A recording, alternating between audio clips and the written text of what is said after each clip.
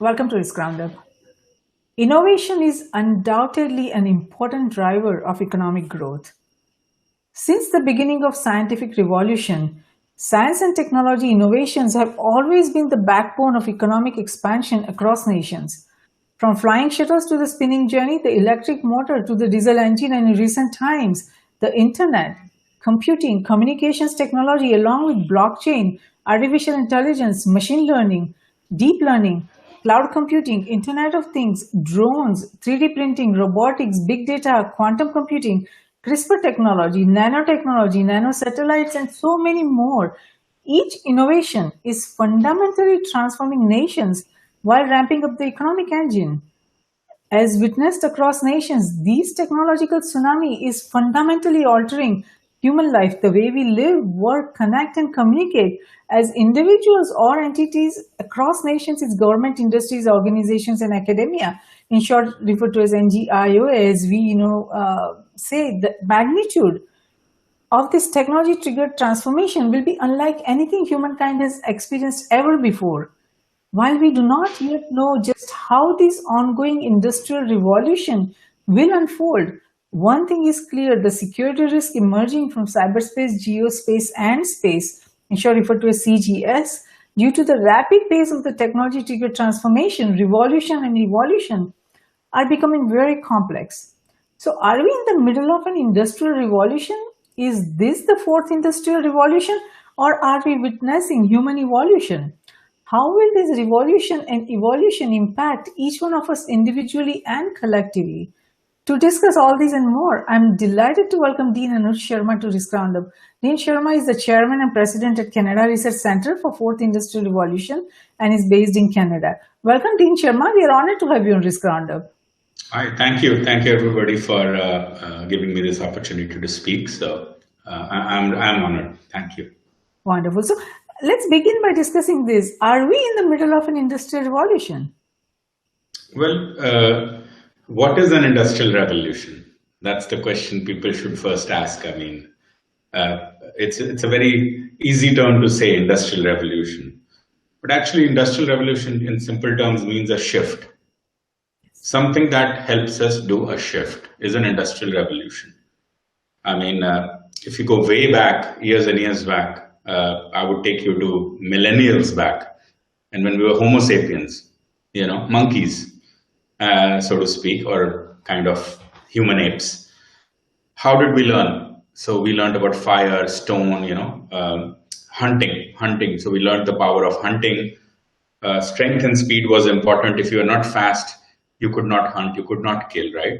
And you learned by watching each other. Apprenticeship-based systems of study, what you see,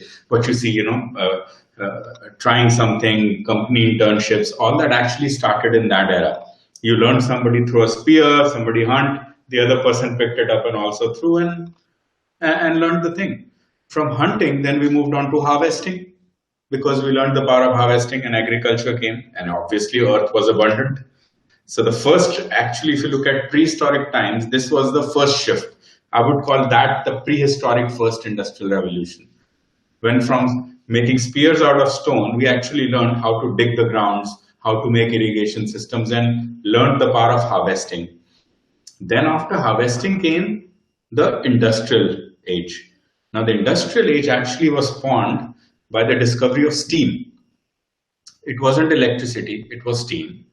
And steam was discovered for the mere fact to help cotton production, because the output of agriculture era were crops and cotton went into the industries for textiles. Textiles is one of the oldest industries in the world, actually.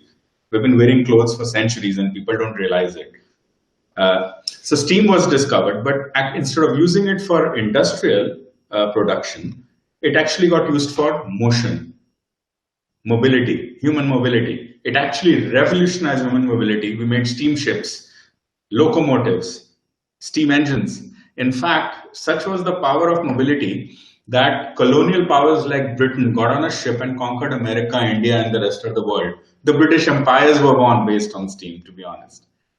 From steam, this happened actually in 1734, when mankind discovered steam. Then it took 100 years before mankind discovered electricity. So in 1870, about 120 years later, mankind discovered electricity. Again, electricity was discovered to help industrial production. But instead of industry, electricity actually went more into human households. Today, 80% of the electricity is consumed for personal consumption. Only 20% is consumed by industries. Without electricity, nothing will work. We cannot do this Google Hangout. We cannot charge this mobile phone. Nothing can happen. So that was the second shift. So that's called the second industrial revolution. The first industrial revolution is called as steam. The second is this. Imagine from 1870, then it took about 100, 200, 300 years till 1962. And because in 1962, the Department of Defense realized that it used to take 20 to 30 days to send the Department of Defense in the United States. From East Coast to West Coast, it used to take 20 years. How do you do that? How do you do it faster? So they asked a couple of engineers at MIT, some scientists, how do you do that? So they said, okay, let's make something electronic. So they developed something electronic, which was called as ARPANET, ARPANET. And ARPANET actually in 1962 was invented and it became Internet in 1972. That's how the world was given Internet. ARPA was changed to Inter and the world got to know Internet. Then so Internet is like a highway, but then you need a car to take the message on the highway, right? So for that, they invented an electronic system called as EMS, Electronic Messaging System. And in 1972, just like ARPANET became Internet, EMS, Electronic Messaging System, became email. And so the world got email and the world got Internet in 1972. And if you look at that, that actually is the third biggest shift in the human mankind, because it actually spawned communications. It didn't spawn technology. It spawned a media. It was always a medium of communications and connections, nothing more. And because of this communication and connections, it supported the technological advancements, so to speak. So we went on a spree. We went on a spree of inventions. Let's invent this. Let's invent that. If you remember Wall Street, Gordon Gekko movie, he had a big cell phone. Let's invent a smaller cell phone, a smaller cell phone, a smaller cell. Everything is becoming, let's make this better. Invention means to create. The word you're talking about, innovation, doesn't mean to create. It means to make something better, which is something which already exists. You want to make something better. So we are actually went on a spree of both inventions and innovations. First 20 years, we went on invention, because without inventing, you cannot have innovation, right? If something doesn't exist, how can you innovate? This innovate buzzword only came in the 30th year. So from 1970, if you add 20 to 30 years, it's 1999, 2000. That's where the buzzword of innovation started. Oh, now we have invented a lot of things, so now let's make them better. And that's how people have started. So the first 30 years, you were inventing things to make things better, to make things automated. So technologies were being invented to support businesses. But something happened. We became so good at inventing technologies that the shift happened. And now businesses are being invented based on technology. So you don't invent a technology for a business, you invent a technology, and then you have this word called a startup. Haven't you heard this buzzword called as startups? Yes. Right? So now one technology comes up and you see here 10, 50, 100, 200 startups come up. This technology you talked about, blockchain, come now, there are 100,000 startups on it. Tomorrow, look at a simple technology of GPS. GPS was transformed into Google Maps, and look at Uber. Uber is spawned across 30 countries, employing millions of people, runs on one simple Google Maps technology, which is based on GPS. Nothing more. There is nothing in that except that. Look at that, like $1 trillion, $1 billion industry, just on simple satellite roaming on the earth. So this has carried on for the last 40 years. Now we are reaching a point where we are going to enter another shift, where these technologies will start integrating with each other. So how you integrate is, when you are giving an introduction, you talked about lots of technologies. big data, quantum computing. But what we did not, a lot of people still don't realize, and this is what the thought leaders have started realizing, is the fourth industrial revolution is the shift is not about something new. The shift is about integrating these. So, for example, without mathematics, you cannot, we could never have computer science. Without computer science, we could never have computing because computers compute, right? Quantum computing, cybernetic computing, these are all types of computing. We are getting better at computing. Without computing, you cannot have data analytics. Without data analytics, you cannot have data science. Without data science, you cannot have machine learning and artificial intelligence because it works on that. And without that, your robot won't work, so you cannot have robotics. So if you don't combine all of these, your robotics won't work. So it's combinatorial, basically. So you have started combining these. So you started combining them. This is the fourth industrial revolution, combining technologies. Basically converging technologies, that's what you are saying, right? Combining them, yeah, and integrating them and seeing which one, by combining 2, 3, what works. Sure. What works best, what optimizes best. Yes, now, but there are a lot of people who say that the fourth industrial revolution is about convergence or fusion of technologies that is blurring the line between the physical, digital, and biological spheres.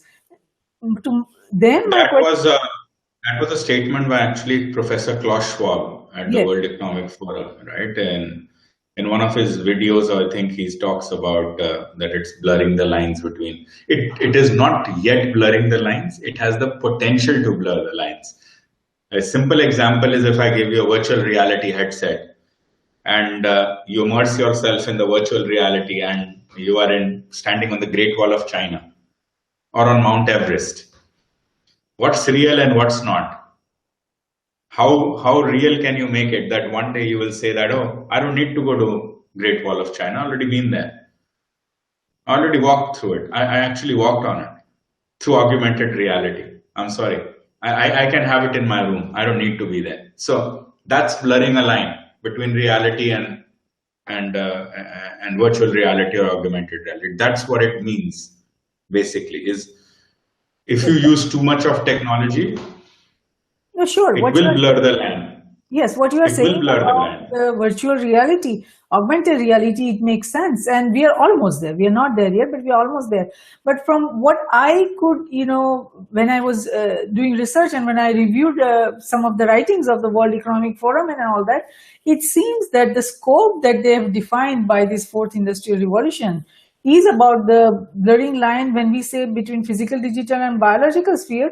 It is more about CRISPR technology and synthetic biology. Now, while CRISPR technology has opened a whole new world of synthetic biology and takes us on the path of bioeconomy, we are also on the brink of space age. So I believe that the ongoing revolution is, of course, it is about converging technologies, but it also is about the blurring lines of cyberspace to geospace and space. So that means the digital world, the physical world, and the space, because the exploration of the planets and all that have already started, and we, the humans, are no longer confined to what just nature must offer. The advances in science and technology has given us the capability to create the living things. Like with the CRISPR technology, you can pick and choose the genes that you want from any biological species, irrespective of whether it's humans or animals or plants or anything. You pick those genes and then you write the code that is missing. A really smart computer scientist can do that, and we can create an entirely new organism.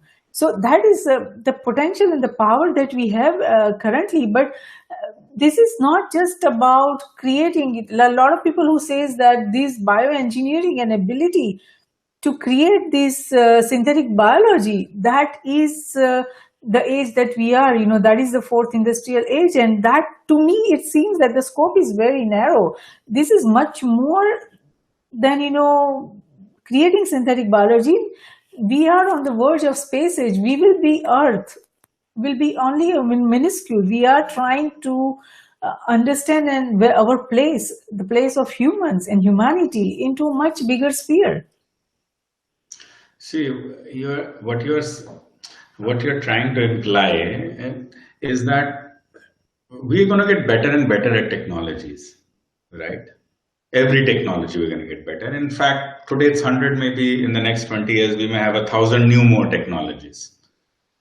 That's very well possible. How we use each of these technologies depends on us as humans. No matter, you may have a million new technologies in 10 years, or a billion or a zillion new technologies, and you get mind-blowing technologies. Still, what will be more important than technologies will be ethics, emotions, intuitions. Because softwares and all can do some of your work. They can optimize it, but they can never be.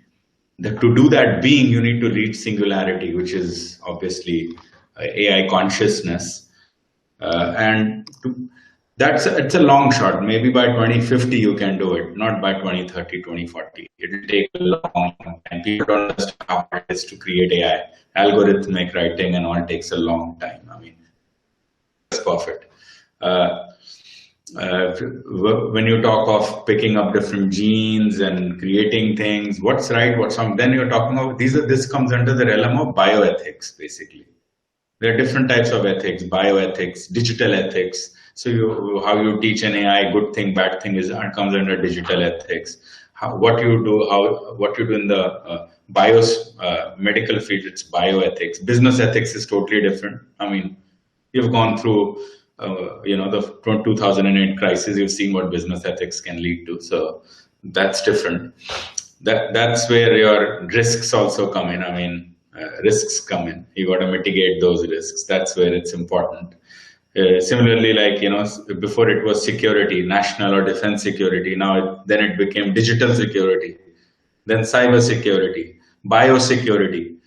I mean, look at an example of biosecurity, even in the US, or in any other country where doctors have prescribed so much antibiotics to mankind that the resistance of mankind to antibiotics has gone down. And then now they're looking for serious antibiotics to invent. I mean, if bioethics was there, you would have not done it, right? For a simple cold, they prescribed medicines after medicines, and they started feeding it in your food chains and food supplies to chickens and whatnot. And look what it did to the lack of bioethics. These are very important things in the fourth revolution, which people are not talking about. People are talking about, you can easily talk about the Bitcoin, which works on a blockchain technology, and people are investing in it like crazy, right? And some are saying that it's a bubble. But again, if you have business ethics, financial ethics, digital ethics, cyber security, all these points will be mitigated to a particular point. So we have to control these technologies, which we're not doing. We're not controlling it. We're in let's just invent, innovate. And you can invent a zillion technologies. And then the second part of that risk also comes is, how do you use those technologies for betterment of humanity? If you don't use that, it's pointless. I mean, nuclear bomb, the biggest invention of at Albert Einstein era. Look what it has become after 50 years. It's to instill fear in people. That technology. It was never used for nuclear fission or fusion for energy. The scientists who invented it wanted it for energy, but guess what it does today? You don't want to go in 100 feet of that particular bomb because you're scared of its radiation, isn't it? Yeah. So how changing a gene will affect an entire generation, nobody knows. That is very true. That is the biggest risk that we are facing, because at this point, I mean, anybody sitting in any country that decide, I want to destroy the crop of this country, they can do that. And there is no way to control or monitor this situation. Anybody in their basement, they can create this kind of synthetic genes, and they can create an entirely new organism. How are we going to monitor that? Just the way we are not able to monitor or manage the cybersecurity, cyber warfare happening from someone's, laptop in a remote place. We cannot control who is, doing that. We don't have the capability for that. Just the same way, we don't have capability to monitor who is using this genes and who is creating entirely new organism pathogens that would have a potential to wipe out the humanity. So there are a lot of existential risk emerging, but irrespective of whether we are witnessing era of biological engineering or space age, one thing is clear, that the transformation that we are witnessing is not happening because of any single technology, but rather many technologies and its convergence. And when we evaluate the revolution and evolution brought on by the converging technologies, it seems that the fourth industrial revolution is evolving at an exponential rate and is disrupting nations, individuals and entities across nations, its government, industries, organizations, and academia. So do you see this technological tsunami overwhelming the systems at all levels, irrespective of whether it's local, national, or global, and it's impacting the very survival and sustainability of humanity? Of course, it's already overwhelmed. It's already overwhelmed because the infrastructures are not in place, and nobody thought of it. So now they will, if governments and political establishments or business communities start thinking now, it will take them years to actually put in the infrastructure. I mean, if you want to regulate Bitcoin, how will you do it? I mean, you cannot do it because internet is connected globally. So all the countries have to come together. I mean, just to do a Paris Climate Accord, it took 10 years, and it took one shot to just break it apart. So it is not that easy as it looks. And that's where the risk is, right? So uh, either it has to be regulated by each country how it wants, or it will be impossible. I think it will definitely, some of these will definitely damage a lot of places, and some of them will actually transform human lives. Yes. Wherever we need, history tells us that wherever as humans we need comfort, we use the technology properly. But wherever we need money, then it changes. We Yes. don't use it responsibly. Yes. So wherever the money will be involved, it will be irresponsible. Wherever comfort will be involved, or sustenance of humanity or mankind will be involved, I mean, then it will be totally different. Yes, the systems So are outdated. I mean, the current systems are outdated to be able to cope up with the tsunami of these technologies and the convergence and this impact. They're not able to withstand that, and this technology-triggered revolution is happening at an exponential rather than a linear pace. And the breadth and depth of these changes. Uh, it heralds the transformation of the entire systems across nations. And now there are some who says that this today's transformation represents not merely a prolongation of the third industrial revolution that was based on electronics and information technology that began the automation of the production. I mean, in the numbers are irrelevant, whether it's number first industrial, second industrial, third industrial, but basically the industrial revolution that started that, the velocity, scope, and the system's impact is huge. But at the center, I feel that it is the human connectivity that is driving this revolution. Do you see human connectivity playing a central role? Because if you see these, so many collaborative organizations are emerging, so many collaborative projects, the whole entire different way of doing things is emerging. Do you see human connectivity playing the central role in this revolution that we are witnessing? no, human connectivity has always been there. Internet connected everybody. If that revolution, internet and communications had not connected, nothing of this would be possible. My question is, human connectivity is not important. It's not the important crux. It is humanity that is important. Values, ethics, emotions, intuitions. That should be in the middle of it, which is not there. Which is maybe there, maybe not there, but it doesn't seems to be. So how would you If change that that? has to be the core, because that's where true value is created. That's where true value of this revolution can be created, Yes, is to transcend these technologies for humanity, to I hear you on transcend that. them. I hear you on that. You don't see the human emotions, and especially the positive ones, the constructive ones that would take the humanity to the next level. It's difficult to see in many different places. I'll ask you, you have an iPhone? Yes, Okay. This is technology, right? It's getting better, right? You agree with me? yes, yes. It This is very. this technology over the last 10 years, I can tell you, has, as an individual yourself, has decreased your attention span by more than 2 to 3 minutes. It I has affected you. I In hear your fact, question. in fact, if I send you a message and you don't like the first two lines of that message, chances are that you will not even read the third, fourth, and fifth. Yes, If you don't, if and 90% of the people today are using abbreviations. yes, OMG has become, oh my God. yes. It is affecting humans at such a rapid rate, which people are unaware of. ADD is on the rise. I mean, I can just carry on and on with just one iPhone.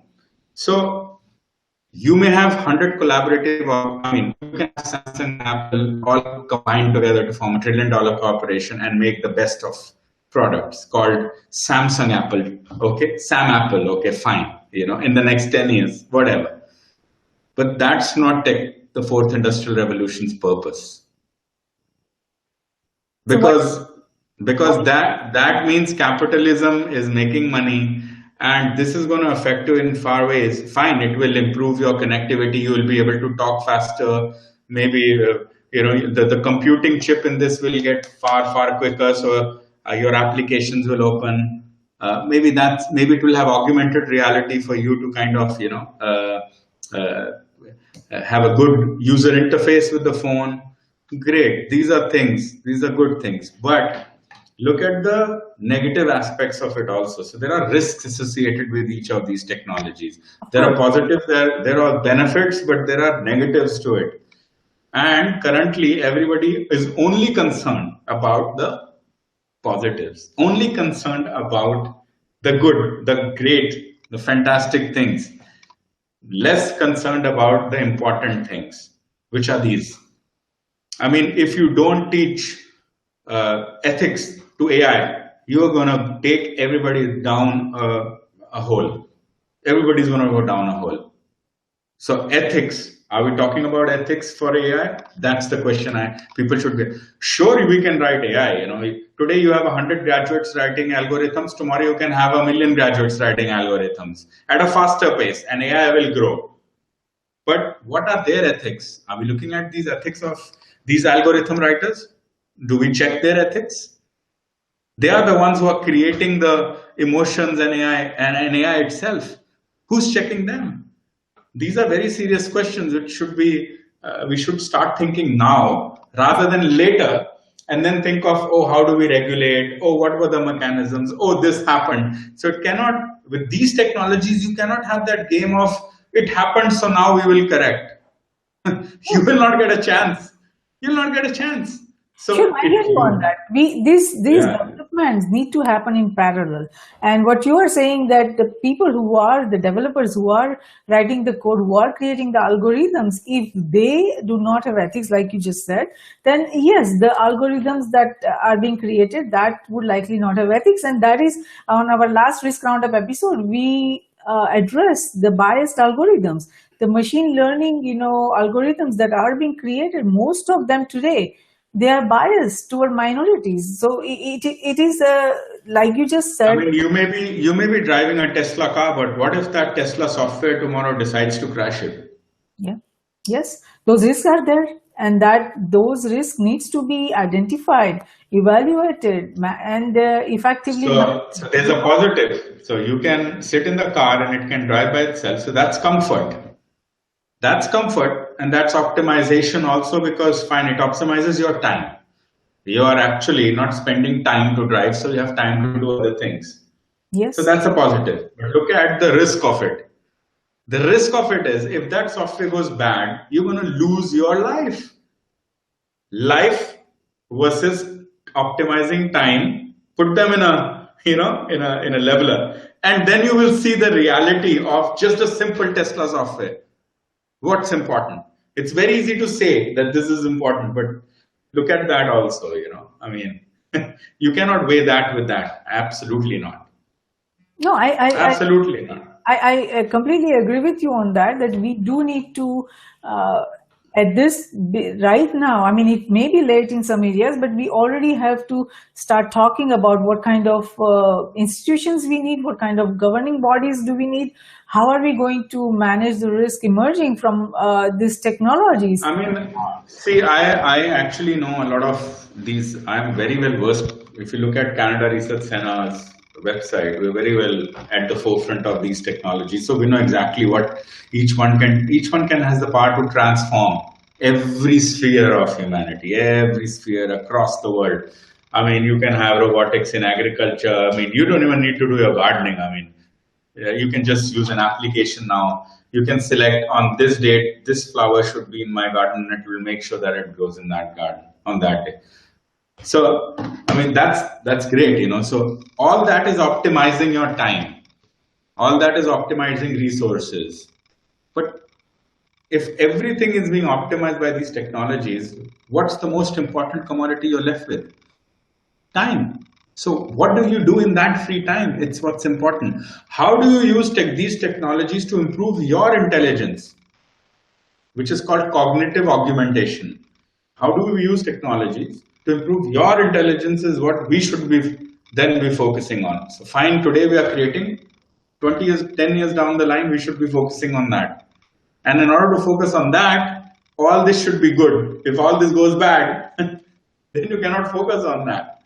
You're just going to focus on correcting that, the mess that we'll create. Because correcting one mess is easier. But correcting exponential technologies mess, which are integrated, It's very it's crazy. It's very complex. I mean, you have an algorithm written in China for a robot in America standing in your home cooking who goes bad and who takes up a knife and tries to stab you. Just because the algorithm written was wrong in China. Who are you going to catch? Yes. Who are you going to blame? I agree. And this is a very, very serious things we should think about. So now you integrated today you're integrating, today you're integrating a Chinese manufacturer making this phone. The software is made in Palo Alto, California, and Apple's place. They both integrate and you get this iPhone. Imagine that tomorrow a robot where the software comes from China or US and something comes from somewhere and it malfunctions. It's serious. It's very serious. This has a capability to control your bank accounts by just through your eyes and it goes bad. Yes. How will you? These are the things. How are we going to cope up? And that is a challenge. And because in this revolution that's ongoing, we are facing a range of new technologies that connects and integrates not only cyberspace, geospace, and space, but also individuals and entities across NGO, as we have been talking. And these converging new technologies will impact individuals and entities across NGO and even challenge our ideas about what it means to be human. So it's not just about the ethics or our safety and security, but to be what does it mean to be a human? What would it mean to be human in the coming years? That is probably the bigger question that we are facing, in the coming years. What do you think about that? That's the question that people should start asking now. Yes. I mean, not 10 years later. That's what I think is the time has come to actually start asking that question now, rather than thinking it at that time. It will be too late at that time. We are getting today. Today there are 100 new technologies. Tomorrow there will be 200 next year. That you cannot stop. It's going to carry on because each technology fuels a new technology. That's what people, like I said. Remember in the beginning I said mathematics fueled computer science fueled something. Today quantum computing is fueling 10 more. Similarly, tomorrow this will fuel tell more. So it's like a growth of branches or roots of a tree. That's what's happening. But what seed we sow has to be decided by us. Yes. You can sow a cactus or you can sow an apple. Choice is yours.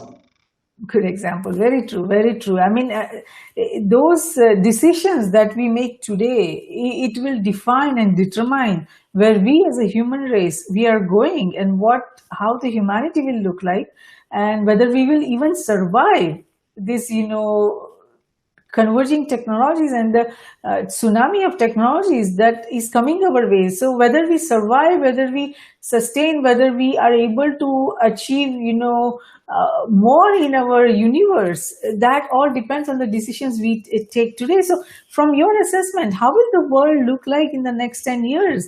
Do you see that this industrial revolution that we are on, that it will evolve even further, and the fifth industrial revolution, I think that has already started in the beginning of the space age and the space initiatives that we are seeing. I think the impact that we will be seeing within the next decade is going to be monumental, is going to be huge. So what is your assessment about where we are going in the next 10 years? See, fifth is way far out. I think fourth will take at least 50 to 80 years. This evolution will take that much. Fifth is way far. I mean, just to comprehend all these things that are happening at such a rate and how they will evolve, that's the fourth. So it will carry on for years right now. It's not going to just. We are almost on the verge of establishing colonies. No, that's pretty far-fetched. I am very well connected and to the Mars mission at European Space Agency, and I know that what exact reality is. I mean, we are not as far in space as you think we are. We never actually invested in the space industry. It was an investment in the 50s, 60s, and 70s, but then it died down. Nobody invested it. We have never. There's still lots of issues in space. For humans in space, it's extreme environment. Radiation is biggest issue. Sleep is another issue. Food sustainability is another issue. They are doing analog simulations at ESA and NASA to solve these. Technologies will help them, but it's still far-fetched. I don't see they don't plan even a mission to the Mars before 2035, 2032 to 35. So it's way far out. I mean, you may have a rocket to send. What we are good at is putting load on a rocket and sending it up. But that's what we're good at. But in order to make democratization of space has already begun. Anybody who wants to send a satellite in space, they can do that with this new nanosatellite technology that we have. No, just satellites. There are millions of satellites. In fact, Indian Space Organization just put 100 satellites in space. Yes, but that is the big. I mean, it's just.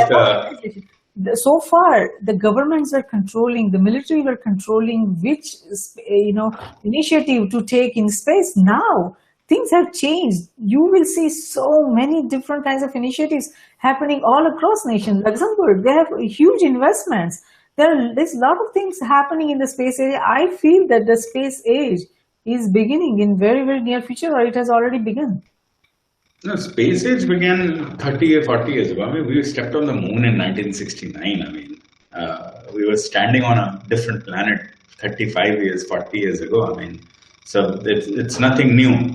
There's these things about creating space colonies, and it's not easy, because the thing is, you could go to a planet. You could go to a planet and use its materials to make something. You cannot take materials from one planet to the other. That's not viable. Please understand, because this is the reality of where it stands today. So you could go to Mars, and that's what it is. To make a Mars human colony, we have not reached that point where we start thinking like that, or we have technologies like that. So today we have a little Curiosity rover with this small inch drill.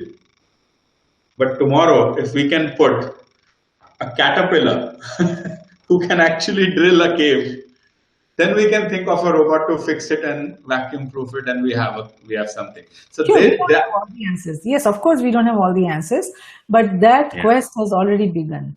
To do that yeah, stuff, to lots of it. establish I space mean, colonies, all those things have already started. The process has started to think about it, how to solve the problems, and that's the beginning. The ideas are I there. think, I think, I think before we even, personally, I think that before we start thinking about colonizing another planet, we should start thinking about respecting our own. That's God has given us one, and we can't take care of one planet which has all the resources for our survival. And if we can't take care of that, we are the biggest losing civilization in the history of Milky Way, to screw up a planet and then think, in which we are already screwed up quite a bit. I mean, mark my words, we have messed it up pretty badly. I mean, every parameter, every resource of Earth that has been given to us, we have abused it. There is not a single resource which we have left.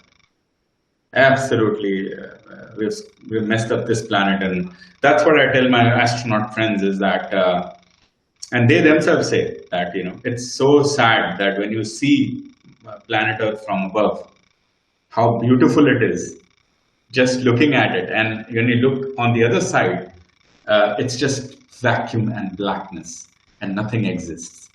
So everything that you exists is right here. And if we just concentrate here, this can be a home to us for centuries with the technological revolution that we have. I mean, if we protect it, because technologies cannot protect Mother Earth. Let me tell you, they can. Not every technology can protect. Some can, but not everything. I mean, we have extincted more than 1,000 species in the last 100 years. That is, so give me an example. A technology, you can say that you can create another dinosaur, you can go ahead. I mean, just try it if you can. It's not that easy as it seems. So I think, to be honest, for me, Nothing is easy. this revolution is about humanity. It has to be about humanity. It cannot be about anything else. Else we will lose it. So We will lose track of it. So, from your assessment, we talked about the risk of ethics and the risk of the Mother Earth and all those challenges that we are facing. But what other challenges do you see humanity facing as we go forward on this industrial revolution? Infrastructure is the biggest one. Corruption, infrastructure, greed. These are big challenges. Ethics. These are very, very big challenges. I mean, if you, we have not been able to tackle these for last 1,000 years. So every I don't know. revolution begins by the greed. Some people benefit tremendously, and most of them are not able to benefit. That's how I think each industrial revolution has gone through, and then the 100 years goes by after that. Now imagine if a few benefited in each industrial revolution and majority didn't, with just one or two technologies. Yes. Just think through, with 1,000,000 technologies. Sure. That is it can actually have a very bad effect on the 80% who don't get benefited from it. It can actually push them further and further down. Yes. So this is even a huger risk, bigger risk. That is a bigger risk that we are facing because the conversion of the. I mean, before you wanted to rob a bank, so you had a technology called a gun, so you could walk in and say, freeze, I'll take your money. Now you don't even need to. Tomorrow you implement blockchain and some crazy person just abuses it and takes the whole world's money in one shot. What will you do? You nobody even walked in a bank and robbed anybody. The whole banking system will collapse in a shot. So this is very serious stuff. This is not, I don't think that this is as easy as people think it is. Of course, it is not easy, and this is serious stuff. But yes, the same blockchain, if it is used for 80% of, let's say, poor people in India, or 90% of poor people in Africa, so that they can have bank accounts, digitally verified bank accounts, and transactions are actually authenticated on the blockchain ledger. That has the tremendous potential. In fact, the Bank of Africa will get 1 billion customers in one shot who are not even in the net of banking system. Their capital will go bazooka. China Bank will go bazooka. So there are huge positives of technology, and there are huge negatives and Yes, there risks. is a great potential. There is no doubt about that. And the rapidly growing converging technologies and the technological tsunami also is changing the very nature and meaning of security. So, how do you see technology triggered transformation, revolution, or this industrial revolution that is ongoing, changing the very game of security for not only individuals, but also the entities across NGI? That means all these businesses that are out there, industries that are out there, governments, and all the systems that we are talking about. Because as we see cyber warfare, space warfare, bio warfare, drone warfare, nano warfare, that is all going on, right? And it is going to have huge implications. See, security is different types nowadays. Before 100 years ago, 60 years ago, security was just national security and domestic security. Domestic security, police and law enforcement. National security, I mean, it was as simple as that. Then after the computers became your cyber security, which is cyber means internet. So basically anything related to the internet, you got your cyber security. But people don't understand that it's moved past cyber security now. It's into digital security. It's different than cyber security because everybody has a digital imprint. Today you carry a biometric passport, a biometric ID, a biometric facial recognition system on your iPhone X. That's also a digital security. That's not cyber, that's digital security. So more and more digital security will become far more important than cyber security. Cyber security can be controlled at main plug points. It's easier to control cyber security because you can have a better encryption in a server and that protects your server. You can have a better antivirus software on a computer and that protects the computer. But digital security cannot be controlled by a single point. 6 billion people or 9 billion people have each one are digital points. You cannot individually control each one of them. So that's a far harder aspect of security which needs to be tackled. I mean, rather than, I think people still think of security as a cyber security. I think it's going to go bazooka into, it's going to go exponentially tough into it's going to evolve into digital security. That's what I believe in, which, I mean, for example, if somebody hacked iPhone X software, which digitally imprints, and then they can just look at it and through their eyes and it opens up your iPhone X and you've got access to everything. That's not cyber security. It's got nothing to do with the internet. It's got everything to do with digital security. So there's an example. Yes, absolutely. So let's talk about. Like there was an experiment when iPhone X came. So these twins, twins. So they took twins and the first twin registered the facial recognition system. And then they gave the same iPhone to the next twin, same face, because twins have same face. And it opened up. Every twin opened it up. Yes. Then they emailed Apple. They said, what the hell? What's going on? How can this be this? Then they said, oh, we still don't know how to correct it. So it's not corrected. You can buy an iPhone X tomorrow. You can go to two twins, exactly same faces, and both can use the same iPhone. Sure. That's not security. True. Yeah, because the algorithms are still learning. These technologies are still learning how to differentiate. It's like, how a small kid, as a child is born, you teach them, you train. Now I imagine that writing so many algorithms that it can actually capture the facial expressions of 9 billion people with all twins in it. Yeah. And that may happen in 10 years from now, that may happen in 5, that may happen in 20, Yes. right? So we got to start preparing for that security now, Yes. not at that time. This is what Apple realized. It's very easy to launch a nascent facial technology to the world. Oh, look at it, it'll open.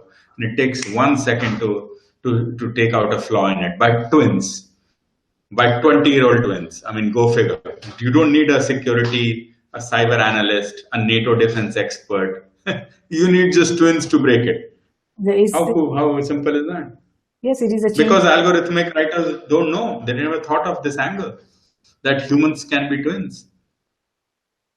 Yes, there are a lot of risks that are emerging, and we have to identify all of them, and we have to start addressing them. But now let's talk about your initiative, the Canada Research Center for the Fourth Industrial Revolution. What are your center's efforts, and what role does it play or would like to play in the ongoing industrial revolution?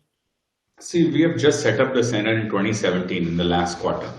And for starters, we have decided to start educating people. I think educating in the sense not through conferences. We are not concerned about. We don't want to conduct any conference. We have had enough, and we firmly believe as a board that there are hundreds of conferences, and conferences keep happening. I think the time has come to actually impart knowledge. Knowledge can only come through academics, curriculums, proper content. So we decided first to launch two programs. We are doing it at Oxford University. It's a very prestigious university in England. So we are launching one on business automation in March, 2-day program, which is being conducted by 6 faculty members. One of them is ex-dean of Harvard University herself. One of them is so basically we are catching subject matter experts. For example, if cybersecurity was to be taught, we thought who's best but to grab hold of NATO cybersecurity. So the dean of NATO cybersecurity is the one teaching cybersecurity. Similarly, robotics, Internet of Things. So these are the So we're trying to prepare curriculum, and then we're trying to prepare college programs, university programs at that level to actually start. So we're starting with that. Then probably middle year, we will start looking at some projects. We were approached by some governments, I cannot name it, to take up some research projects. But at this point, we're just starting. So we want to just do it step by step rather than just go gung-ho about it. It was a defense project, and we decided not to just start and take a project. Let's do some education programs first and then get into research projects, second activity. Sure. Parallel activity. So what would you like to tell our global viewers and listeners, especially the young minds who are trying to shape the fourth industrial revolution? Oh, I would definitely say that number one, the future of global economy is the SME and the gig economy, and transnational conglomerates, not multinational. It's becoming transnational. Either huge companies, and the rest will all be probably SMEs, subject matter experts and freelancers, and that's the Generation Z. It's like Jack Ma famously said, the 30 generation, the 30. So these are the 30-year-olds who are going to rule the world for the next 30 years because they will be in the workforce for the next 30. So 30-year-olds for the next 30, that's the internet generation. And believe in yourself. Look at that. Like 50 years ago, we didn't even have 5 technologies to play with when we were young. Today you have 1,000 to play with. How good is that? It's like you have options are galore. Yes, capital is scarce. Yes, it's hard. Yes, it's very tough to build up something. But everybody who has built up anything knows that it is done only with hard work.